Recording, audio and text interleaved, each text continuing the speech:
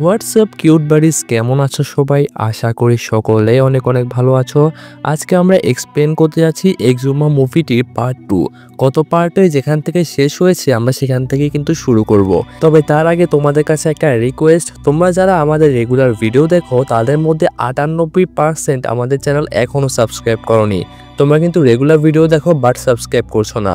তাই তোমাদের কাছে একটাই রিকোয়েস্ট, আমাদের চ্যানেলটা সাবস্ক্রাইব করে রাখো যাতে আমাদের পরবর্তী কোনো ভিডিও তোমরা মিস না করো। তো যাই হোক, আমরা দেখেছিলাম যে গত এপিসোডে দেখেছিলাম যে যেখানে পার্ক জিয়াং এর ফোনে সিংসাং কল দেয়। পার্ক জিয়াং ফোন রিসিভ করলে সিংসাং বলে জানলা খুলে দিতে। তখন সে জানলা খুলতে যায় এবং তখন সিংসাং দরজায় নক করে। পার্ক জিয়াং ভয় পেয়ে যায় এবং সে বুঝতে পারে না যে আসল সিংসাং কোনটা, দরজার কাছেরটা নাকি জানালাটা। অনেক চিন্তা ভাবনা পরে সে জানলাটা খুলে দেয়। সাথে সাথে একটা দমকা হাওয়া জানলার ভেতর দিয়ে ঢুকে পড়ে। ওদিকে দরজা ভেঙে ঢুকে সিংসাং পড়ে আর সে দেখতে পায় যে পার্ক জিয়াং জানলার পাশে স্থির হয়ে দাঁড়িয়ে রয়েছে। তার মুখ থেকে রক্তবমি হতে থাকে। এরপর সিংসাং একের পর এক পানির বোতল মুখে ঢালতে থাকে। সিংসাং ওর দিকে ঘুরে তাকাতে এবং ওকে ডাকতে থাকে। তখন পার্ক জিয়াং নিজের ঘাড় নিজে মোটকে সেখানেই মারা যায়। কি একটা ভয়ঙ্কর দৃশ্য ছিল সেটা। পার্ক জিয়াং এর নিজের দাদার প্রেতাত্মা তার জান নিয়ে নিল। এখন শুধু বাকি থাকলো পার্ক জিয়াং এর শিশুপুত্র, যে এখনো হসপিটালে রয়েছে। এখন লাশটা পোড়ানো ছাড়া আর কোনো উপায় নেই। আত্মা প্রতিস্থাপন না করেই সবাই লাশটি চুল্লির কাছে নিয়ে যায়। তারা পার্ক জিয়াং এর ফুফির কাছে কল দিয়ে লাশটি পোড়ানোর অনুমতি চায়। ওদিকে ততক্ষণে হাসপাতালে পৌঁছে গিয়েছে আত্মাটি হাত বাড়িয়ে বাচ্চাটির দিকে যেতে থাকে। আত্মার হাত দুটি যখন শিশুটির গলার কাছে চলে আসে তখনই পার্ক জিয়াং এর ফুফি লাশটি পোড়ানোর অনুমতি দেয়। সাথে সাথে লাশটা পোড়ানো শুরু হয় এবং তখন আত্মাটা দুর্বল হতে শুরু করে। দুর্বল হয়ে পার্ক জিয়াং এর আত্মাটি আস্তে আস্তে ধ্বংস হতে থাকে আর তখনই বাচ্চাটা বেঁচে যায়। তো এখন তো তোমাদের মনে হতেই পারে যেহেতু ওই আত্মাটা দুর্বল হয়ে গিয়েছে, চলে গিয়েছে, মুভিটা মনে এখানে শেষ। কিন্তু না, আসল খেলা তো এখন শুরু হয়েছে। পরের দিন সিংসাং চলে যায় সেখানে যে লোকটা কবর থেকে উঠে আসা সাপটাকে কেটে ফেলেছিল। তার কাছে জানতে চায় ওই দিন কি হয়েছিল। সে ওই দিন সাপটাকে মেরেছিল যে সেটা কোনো সাধারণ সাপ ছিল না এমনটাই জানায়। ওই ঘটনার পর থেকে সে রাতে ঘুমাতে পারে না। ঘুমাতে গেলেই সাপগুলো তার স্বপ্নে চলে আসে। তখন সিংসাং বুঝতে পারে ওই কবরে কোনো ঝামেলা রয়েছে। তখন সবাইকে নিয়ে কবরের কাছে চলে যায়। ওই কবরটি খুঁড়তে থাকে। খুঁড়তে খুঁড়তে সেখানে আরেকটি কফিন পাওয়া যায়। তার মানে পার্ক জিয়াং এর দাদার কবরটি ছিল আরেকটি কবরের উপর। এটি ছিল সবার ধারণার বাইরে এবং এটা ছিল একটা টুইস্ট। তখন কিছু শিয়াল সেখানে এসে ভিড় জমায়। তারা সবাই মিলে কফিনটি উপরে তোলার চেষ্টা করে, কিন্তু এটা ছিল কাটা তারে মোড়ানো। রশি দিয়ে বেঁধে কফিন উপরে তোলা হয় আর উপরে তোলার পর সবাই অবাক হয়ে যায়, কারণ কফিনটি ছিল অস্বাভাবিক লম্বা। সবাই ধরো কফিনটি গাড়িতে তুলে কফিনটি নেওয়া হবে সেই সন্ন্যাসী মন্দিরে। কফিনটি নিয়ে মন্দিরে রাখা হয় আজ রাতে এখানে থেকে। এরপর পরের দিন সেখানে এবং সকালে কফিনটি খোলা হবে।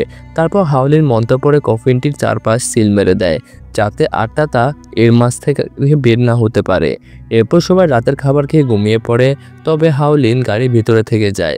সবাইকে চমকে দেওয়ার মতো একটা ঘটনা ঘটে ওই দৃশ্যে। হাওলিনের পিছনের সিটে একটা আত্মা দেখতে পাওয়া যায়, কিন্তু এখানে ভয়ের কিছু নেই। এটা আসলে তার শাশুড়ির আত্মা। হাওলিনের যখন কোনো বিপদের সম্ভাবনা থাকে তখন তার শাশুড়ির আত্মা তাকে রক্ষা করার জন্য চলে আসে। রাতে বোম বিনে ঘুম ভেঙে যায় এবং সেজন্য সে বাইরে চলে আসে। তখনই সে পাশের খামার থেকে একটা শব্দ পেয়ে খামারের দিকে দৌড়ে চলে যায়। সেখানে গিয়ে সে যে দৃশ্য দেখে সেটা দেখার জন্য সে একদমই প্রস্তুত ছিল না। সে কারো একটা খামারের মধ্যে সব পশুকে মেরে ফেলছে এমন একটা দৃশ্য দেখতে পায়। আর খুনি মৃত পশুগুলোর পাশে বসে তাদের মাংস খাচ্ছে। আর একটু দূরে মন্দিরের পুরোহিতের লাশ পড়ে রয়েছে। বোমবিন সময় নষ্ট না করে তাড়াতাড়ি চলে যায় হাওলিনের গাড়ির কাছে। হাওলিন সব সময় গাড়ি থেকে বের হয়ে আসে, কিন্তু তার শাশুড়ির আত্মা তাকে আটকানোর চেষ্টা করে। তবুও বের হয়ে হাওলিন বোমবিনকে সাথে করে কফিন রাখা যে ঘরে রাখা ছিল সেটার দিকে যায়। গিয়ে দেখে যে কফিনটি ভাঙা।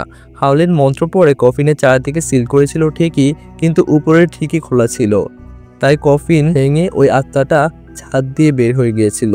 বোমবিন তখন ছুটে যায় সবাইকে জাগাতে। হাওলিন তখন একটা হেলমেট দেখতে পায়, বুঝতে পারে আশেপাশে কেউ রয়েছে। তখন একটা বিশাল আকৃতির দেহ দরজায় এসে দাঁড়ায়। হাওলিন দেখে খুব বেশি ভয় পেয়েছে এবং দৌড় দেয়। ওই বিশাল আকৃতির দেহটিও তখন হাওলিনের পেছন পেছন দৌড়ায়। হাওলিন তখন পড়ে যায়। ওই লোকটি তখন হাওলিনকে ধরতেই যাবে, ঠিক তখনই বোমবিন লোকটিকে পেছন থেকে আঘাত করে আর তখন সে বোমবিনকে গলা চেপে ধরে। বোমবিন আধমরা হয়ে যায়। এবার দানবটি হাওলিনের দিকে এগিয়ে আসে। ওর শরীরে ছিল জাপানি সৈনিকের পোশাক। যখনই সে হাওলিনকে ধরতে যাবে তখনই মন্দিরের প্রতীকটি খেয়াল করে। এ দানবটি যে দেবতার পূজা করত এই মন্দিরটি ছিল সেই দেবতার। এটা দেখে সে থেমে যায় আর আগুনের রূপ ধারণ করে ওখান থেকে বেরিয়ে যায়। ওদিকে বোম্বিনের অবস্থা খুবই খারাপ, তাই তাকে স্থানীয় একটা হাসপাতালে নেওয়া হয়েছে। সবাইকে হাসপাতালে রেখে সিংসাং চলে যায় সে মন্দিরে। এই লোকটার সাহস একটু বেশিই ছিল। সে পুরো মন্দিরটা তন্ন তন্ন করে খুঁজতে থাকে। সেখানে সে একটি পুরনো ডায়েরি খুঁজে পায়। তারপর সে সেখান থেকে চলে যায় সরাসরি একটা পাহাড়ে। সেই পাহাড়ে গিয়ে সে আবারও ওই কবরের জায়গাটি খুঁড়তে থাকে। এদিকে বোম্বিনের সাথে হাসপাতালে আরও 2টি মেয়েকে দেখতে পাওয়া যায়। তারা ছিল বোম্বিনের 2 বোন। তারা বুঝতে পারে যে দানব বোম্বিনকে আঘাত করেছিল আর তার আত্মা এখন বোম্বিনের শরীরের ভেতরেই রয়েছে। সে আত্মাকে হাজির করতে সবাই মন্ত্র পড়তে শুরু করে। আত্মাটি হাজির হলে হাওলিন জানায় সে এই পাহাড়ের পাহাদার। সে জানায় একসময় সে জাপান সেনাবাহিনীর জেনারেল ছিল। এখানে বলে রাখছি 1910 সাল থেকে 1945 সাল পর্যন্ত কোরিয়াকে শাসন করেছিল জাপান। মূলত সেই সময় জাপানি সৈনিক কোরিয়ার এ অঞ্চল শাসন করত। সে ছিল খুবই অত্যাচারী। তার অত্যাচারে টিকতে না পেরে স্থানীয় লোকজন একজোট হয়ে তাকে হত্যা করে। শুধু হত্যাই নয়, ওই মন্দিরের পুরোহিতকে দিয়ে তার আত্মার উপরে অভিশাপ দেওয়া হয়। এজন্য ওই অভিশপ্ত আত্মা কখনো মুক্তি পাবে না। সে শুধু ওই পাহাড়েই ঘুরে বেড়াবে আর পাহাড়কে রক্ষা করবে। এখন তোমাদের মনে একটা প্রশ্ন আসতে পারে, সবকিছু জানার পরেও মন্দিরের পুরোহিত কেন পার্ক জিয়াং এর দাদাকে এখানে কবর দিতে বলেছিল? আমরা প্রথমেই জেনেছি যে এখানে ধনী লোকদের কবরে চুরি করা হতো, তাই পুরোহিত ওই জেনারেশনের কবরের উপরেই ওনার কবর দিতে বলেছে, যাতে করে জেনারেল তার কবর পাহারা দিতে পারে। ওদিকে সিংসাং কবরের মাটি খুঁড়তে গিয়ে দেখে যে তার পায়ের মাটি সরে যাচ্ছে। মাটির ভেতর থেকে বের হয়ে আসে জেনারেলের লাশ। সে তখনই ওখান থেকে দৌড়ে চলে যায়। এই অবস্থা দেখে মনে হতে পারে তার অনেক ভয় লেগেছে, এজন্য সে দৌড়ে পালিয়ে গিয়েছে। কিন্তু ব্যাপারটা মোটেও তেমনটা ছিল না। পরদিন সে সবাইকে নিয়ে সে পাহাড়ে আবারও যায় আর জেনারেলের লাশটা পুড়িয়ে দেওয়ার প্ল্যান করে, কারণ লাশ না পোড়ালে এর আত্মা একসময় বোম্বিনকে মেরে ফেলবে। সবার মুখে লেখা থাকে একটা মন্ত্র। তারা অনেকগুলো জ্যান্ত মাছ ওই কবরের ভেতর ছড়িয়ে আনতে আনতে দূরে একটি গাছের গোড়ায় নিয়ে আসে। আত্মাটি মাছ খেতে খেতে ওই কবর পর্যন্ত চলে যাবে। তখনই সিংসাং কবরে গিয়ে খুঁজবে এ দানবটির ফিরে আসার কারণ। তারপর তারা আত্মাটিকে ধ্বংস করে তার লাশটি পুড়িয়ে ফেলবে। তারা রাত গভীর হওয়ার জন্য অপেক্ষা করতে থাকে। ধীরে ধীরে রাত গভীর হতে থাকে। এক সময় জেনারেলের আত্মা কবর থেকে বের হয়ে আসে। মাছ খেতে খেতে গাছের দিকে এগোতে থাকে। হাওলিন তখন গাছের পেছন থেকে ধোঁয়া সৃষ্টি করে। জেনারেলের আত্মা তখন মাছ খাওয়া বাদ দিয়ে হাওলিনের দিকে এগিয়ে আসে। অন্যদিকে সিংসাং আর ইয়ংগেল সেই কবরে খোঁজাখুঁজি করতে থাকে। খোঁজাখুঁজি শেষ না হওয়া পর্যন্ত যে করেই হোক দানবটাকে ধরে রাখতে হবে এবং মনোযোগ আকর্ষণ করতে হবে। হাওলিন তাই জেনারেলের আত্মার সাথে সেই সময়কার যুদ্ধের গল্প শুরু করে দেয়। যাই হোক, সিংসাং কিন্তু সেখানে কিছুই খুঁজে পায়নি। এদিকে জেনারেলের সাথে গল্প করলেও প্রথমে সুবিধা করতে পারে না হাওলিন। এক পর্যায়ে জেনারেল হাওলিনের উপর আক্রমণ করে বসে, কিন্তু তাকে রক্ষা করতে এগিয়ে আসে তার শাশুড়ির আত্মা। এ ফাঁকে হাওলিন কবরের দিকে দৌড় দেয়। তখন জেনারেল আত্মা হাওলিনের শাশুড়ির আত্মাকে কুপকাত করে ফেলে। তারপর আগুনের রূপ নিয়ে উড়ে যেতে থাকে তার কবরের দিকে। তখন সেখানে জিনসাও ছিল আর আগুনটা সোজা গিয়ে জিনসাওয়ের মুখে এসে পড়ে। তারপর জেনারেল জিনসের বুকে আঙুল ঢুকিয়ে দেয়। জিনসান মাটিতে লুটিয়ে পড়ে। তখনই হার্লিন তাদের সাথে আনা মন্ত্র পড়া শুরু করে এবং রক্ত জেনারেলের গায়ে দিয়ে দেয়। জেনারেল তখন অদৃশ্য হয়ে যায়। পড়ে থাকে তার হেলমেট, কিন্তু সেই রক্তে হেলমেটটি গলতে শুরু করে দেয়। তখন জিনসান বুঝতে পারে যে এই রক্ত দিয়ে জেনারেলের আত্মা ধ্বংস করা যাবে। তখনই জেনারেল হার্লিনের সামনে এসে পড়ে এবং তার গলা চেপে ধরে। তখন হার্লিনের চোখে ভেসে আসে কিভাবে জেনারেল কবর দেওয়া হয়েছিল এবং সে দৃশ্য আমরা এখন জানতে পারি। জিনসান তখন একটি কাঠের টুকরো জেনারেলের পায়ে ঢুকিয়ে দেয়। ব্যথায় জেনারেল চিৎকার করে ওঠে। সে তখন হাওলিনকে ছেড়ে দিয়ে জিনসানকে চেপে ধরে। সে তখন একটা কোরাল দিয়ে জেনারেলকে কোপাতে থাকে, কিন্তু তাতে তার কিছুই হচ্ছিল না। তখন কাঠের টুকরায় মন্ত্র পড়ার এবং রক্ত মেশায়, যার কারণে এবং তাকে তখন আঘাত করার কারণে সে কিন্তু একদম কুপকাত হতে থাকে। তারপর তারা আবারও আক্রমণ শুরু করে দেয় জিনসানকে। মার খেতে খেতে জিনসাং লাঠিতে আরও রক্ত মেশায় আর আঘাত করতে থাকে। আর ওই জেনারেল তখন ব্যথায় চিৎকার করছিল, কিন্তু সিংসানকে তাও ছাড়ে না।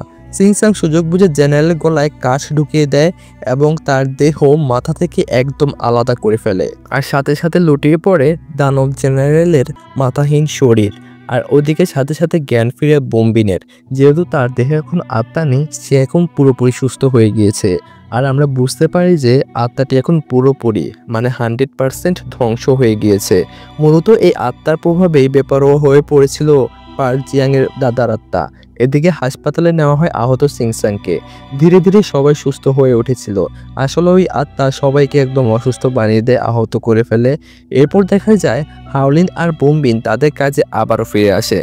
তবে হাওলিন তার দিব্য দৃষ্টিতে জেনারেলকে মাঝে মাঝে দেখতে পায়। ওদিকে সিংসাং কবর খোঁড়ার কাজ ছেড়ে দিয়েছে।